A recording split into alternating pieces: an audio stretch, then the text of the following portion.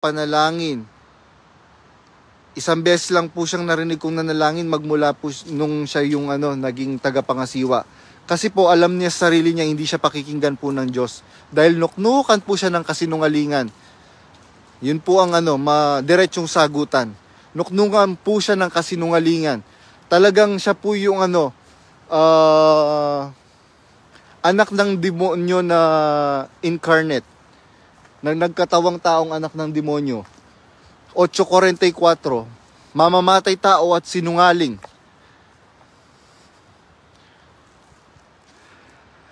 Hoping mapagbigyan nyo din po kami sa Lost and the Dark Night ng Broccoli TV. Gaya po ni Brad Willie Santiago, the first who stood up against the lies for the greater good of the brethren, Brother JR. Para sa katotohanan at katwiran. Sa palagay ko po, mas maganda po dito sa Facebook account ko, kung gusto niyo po. Kasi mas marami pong naaabot at nakikinig po sa akin.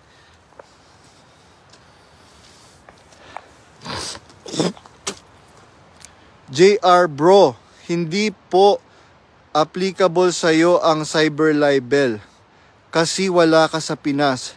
Lalo na hindi existing ang ganyang kaso sa bansa na naroon ka ngayon. Salamat po sa Diyos. Gets ko naman yung malasakit na pinapakita ni Brad Badong kay Bes dahil pinakisamaan siya ng mahusay ni Bes.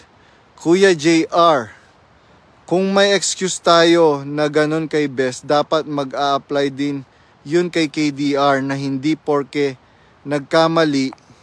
nagkakamali, hindi nasugo ng Diyos. Hindi po Kasi po si KDR, malupit.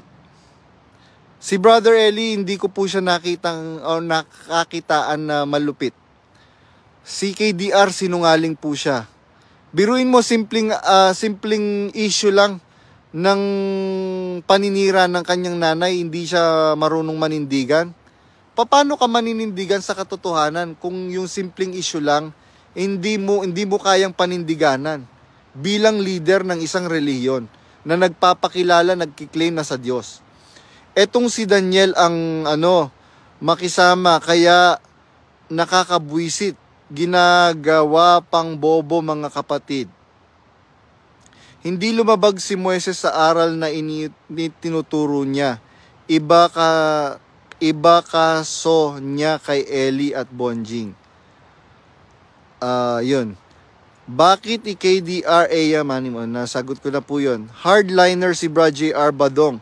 Matatakot ang iba mag-tandem sa kanya because of cyber libel. Kasi po, unang-una, kung magsasampa po sila ng cyber libel sa akin, marami po akong ebidensya na the reason why I'm saying this openly because they have provoked me. They have provoked me. Yun lang po. It is only right that the secret happenings within MCGI be revealed so that many closed minds can be opened. Let us pray for those people who are still in MCGI, which are close-minded, blinded by the false mangangaral. Hindi naman nangangaral. Lalo na especially sa mga mahal natin sa buhay. Nakakalungkot lang yung pinagkatiwalaan ni Bes, parang nilalaglag na niya si Bes. Maski debate, di na papaimikin yung mga KNP, parang lumabas, walang kwenta yung sinimulan ni Bes. Opo, kaya tingnan niyo po yung mga KNP. Mukha na lang po silang mga pang-display. Saan ka sinusuntok kapag mainit ang ulo niya? Dito po, dito po. Minsan dito, sabi ko wag po dito, sabi ko baka Tsaka in fairness naman, sinabi nung nanay niyang sinungaling, nak, wag diyan. Baka may mabaling buto. Dito po niya ako madalas sinusuntok. Kaya lang ito pong right arm ko, nalalaglag po kasi ito. Kaya sa pagka po masakit na po talaga, dito ko po dito na lang po kuya. Gano'n na lang po. Kasi kung ang pananaw